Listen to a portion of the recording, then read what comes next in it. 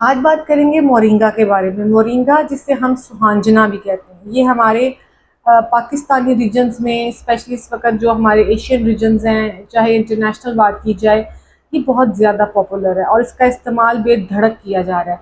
हर शक्ल में आपको मार्केट में अवेलेबल है, कैप्सूल्स की शक्ल में अवेलेबल हैं, पाउडर की शक्ल में अवेलेबल हैं, और भी बड़ी सारी कंपनीज हैं, बहुत सारी ब्रांड्स हैं जो ये दावा कर रहे हैं कि वो एक ऑर्गेनिक मोरिंगा आपको प्रोवाइड कर रहे हैं। मोरिंगा एक सुपर फूड है, इसमें कोई शक नहीं। मोरिंगा अल्लाह ताला की दी हुई नेमतों में से एक बेहतरीन नेमत है, इसमें भी कोई शक नहीं। लेकिन क्या मोरिंगा हर किसी के लिए ठीक है? क्या मोरिंगा हर बॉडी के लिए सही है, हर वक्त सही है? तो नहीं, ऐसा नहीं है। मेरे पास जब भी कोई पेशेंट आता है तो वो ये आमतौर पे समझता है कि ये जो ऑर्गेनिक खुराक है, ये जो डायरेक्ट हम दरख्त, सब्जी और पत्तों की शक्ल में हम इस्तेमाल करते हैं या फल की शक्ल में इस्तेमाल करते हैं, वो उसका इंटेक हम एग्जेसिव भी कर सकते हैं। देखिए, एक बात हमेशा याद रखें, किसी भी चीज़ का बहुत ज़्यादा इस्तेमाल या किसी भी चीज़ का बहुत कम इस्तेमाल, ये दोनों ही ख़तरनाक होते हैं। अल्लाह ताला ने हमारी बॉडी को सेटअप बनाने के लिए, उसको सेट रखने के लिए एक बैलेंस का मशवरा दिया है। और ये बैलेंस ये कहता है कि आपके जिस्म के अंदर हर चीज़ जानी चाहिए, बट उतनी ही जानी चाहिए जितनी की आपको ज़रूरत है। इसके लिए एक छोटा सा फॉर्मूला है। छोटा सा फॉर्मूला ये है कि आपने अपनी भूख को रख कर खाना खाना है, पेट भर के खाना नहीं खाना। एंड एज वेल एज आपने अपने मील टाइम्स पे खाना खाना है, यानी भूख का एहसास होने पे खाना खाना है। ये बात मैं कर रही हूँ सिर्फ और सिर्फ हेल्दी लोगों के लिए। जिन्हें खुदा ना खास्ता डायबिटीज़ है, उनका केस बिल्कुल डिफरेंट है। उनके सिनेरियो में खाने के पैटर्न्स चेंज हो सकते हैं, या फर्दर कोई भी प्रॉब्लम है तो उसके खाने के पैटर्न भी बदल सकते हैं। वापिस आते हैं मोरिंगा पे। मोरिंगा की अगर बात की जाए तो मोरिंगा के अंदर हर न्यूट्रिएंट इतना ज़्यादा मौजूद है कि हम ये कह सकते हैं कि आपकी बॉडी के अंदर अगर वो डेफिशिएंसीज नहीं है तो आपको मोरिंगा इनटेक करने से आपके अंदर उस चीज़ की ज़्यादती हो जाएगी, और जो एग्जेसिवनेस होती है या हाइपर जो होता है कुछ भी होना, वो डेफिनेटली हमारी बॉडी पे कहीं ना कोई इफेक्ट ज़रूर छोड़ता है। अगर इसके अंदर न्यूट्रिएंट्स की बात की जाए तो इसके अंदर तमाम एसेंशियल अमाइनो एसिड्स मौजूद हैं। अमाइनो एसिड्स हमारी बॉडी की एक बेहतरीन खुराक भी हैं और ज़रूरत भी हैं। ये हमें बहुत सारी जगहों पे हमारी बॉडी के स्ट्रक्चर को मेंटेन करती हैं, फंक्शंस करवाती हैं।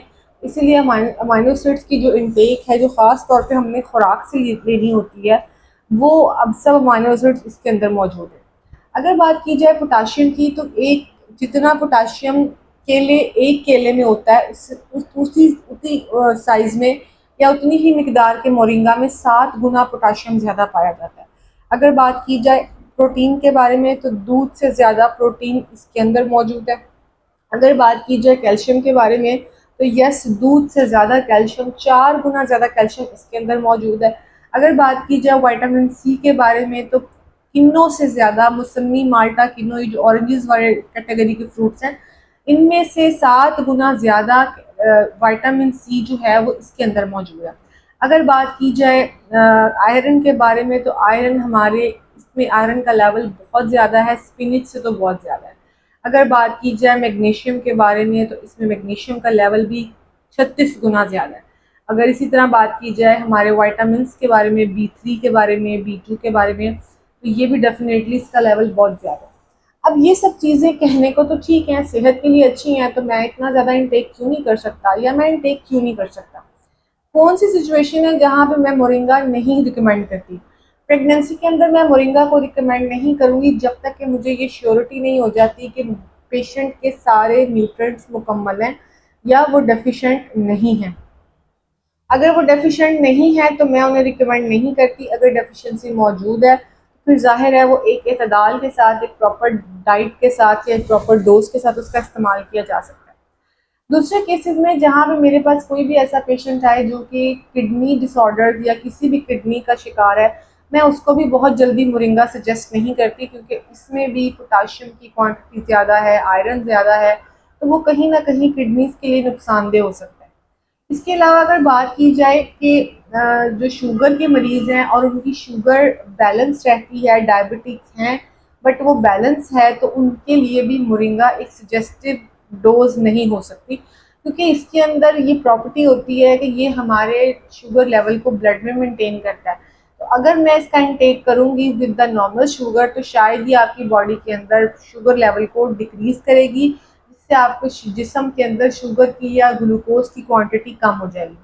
अगर बात की जाए ब्लड प्रेशर की, तो जिनका बीपी ऑलरेडी लो रहता है या लो टेंडेंसी पे रहता है, मैं उनके लिए भी मोरिंगा सजेस्ट नहीं करती। हाइपरटेंशन के पेशेंट्स को मोरिंगा इस्तेमाल करवाया जा सकता है, लेकिन अगर आपका बीपी लो टेंडेंसीज पे है, लो साइड पे रहता है, तो फिर डेफिनेटली आपको मोरिंगा का इस्तेमाल विदाउट डॉक्टर रिकमेंडेशन नहीं करना चाहिए।